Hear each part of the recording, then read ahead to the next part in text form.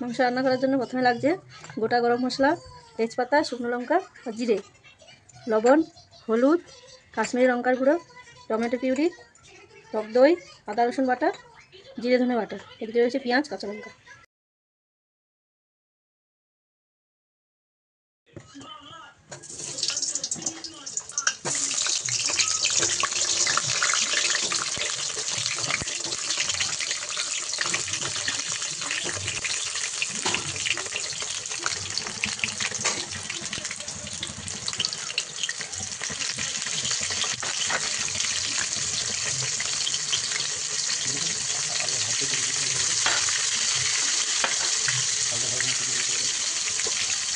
আলুটা একটু হলুদ আর একটু লবণ দিয়ে ভেজে নিই।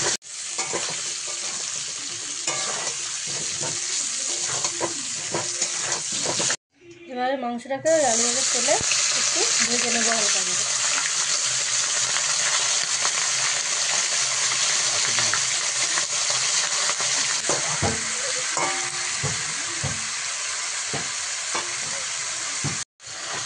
এইভাবে মাংসটাকে একটু হালকা করে ভেজে নিয়ে তুলে নিলাম।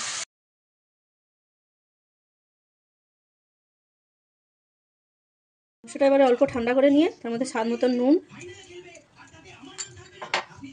1.5 চামচ কাশ্মীরি লঙ্কার গুঁড়ো, হলুদ 2 চামচ,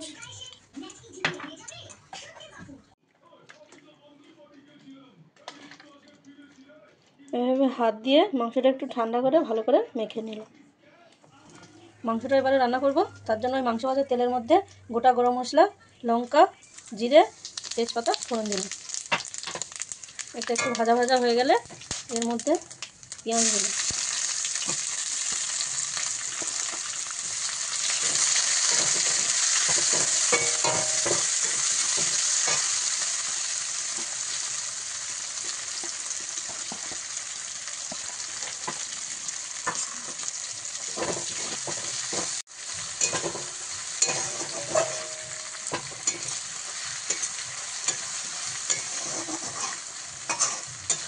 পেঁয়াজটাকে এইভাবে লাল লাল করে ভেজে নিয়ে তার মধ্যে আদা রসুন বাটা দিয়ে দিলাম।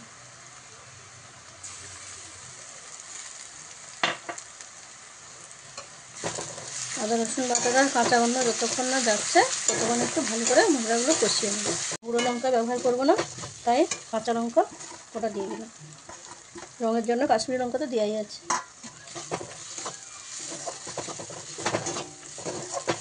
আদা রসুনের কাঁচা গন্ধ চলে গেছে, এবারে ধনে জিরে বাটা,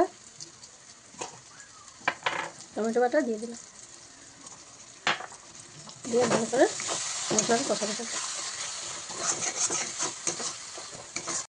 মাংসতে হলুদ দেওয়া আছে, তাও আমি একটু অল্প করে হলুদ দিয়ে দিলাম ভালো রং আসার জন্য।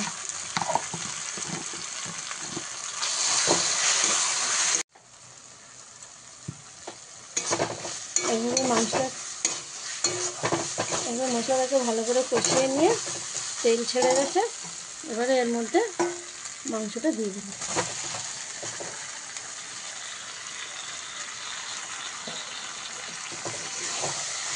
এবার একটু ভালোভাবে কষিয়ে নিই।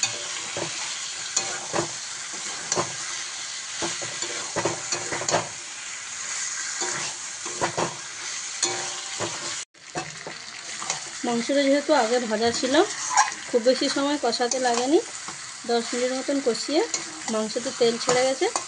এবারে এর মধ্যে আমি আলু দিয়ে দিলাম। আলুটা দিয়ে কিছু সময় একটু কষিয়ে নিয়ে এতে জল দিয়ে দেবো।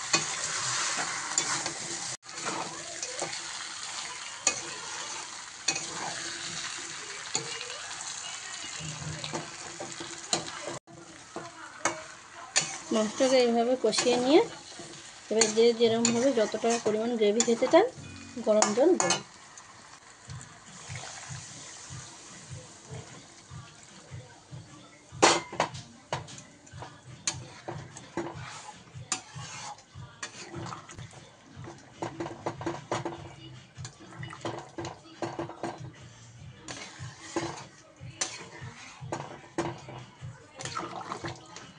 মাংসটাকে মাঝে মাঝে একটু নেড়ে রাখতে হবে যাতে না নিচে বসে যায়। বন্ধুরা, মাংসের ঝোলটা আমার হয়ে গেছে, আলুটা সুন্দর সেদ্ধ হয়ে গেছে। আমি এর মধ্যে 1 চামচ গরম মশলার গুঁড়ো দিয়ে নামিয়ে নিলাম। এইভাবে মাংসটা আমার হয়ে গেছে, ঢেলে নিয়েছি। আপনারা এভাবে রান্না করে দেখুন, কেমন লাগে খেয়ে। আশা করি মনে হয় ভালোই লাগবে। আপনারা করে দেখবেন, করে খেয়ে কমেন্ট করবেন।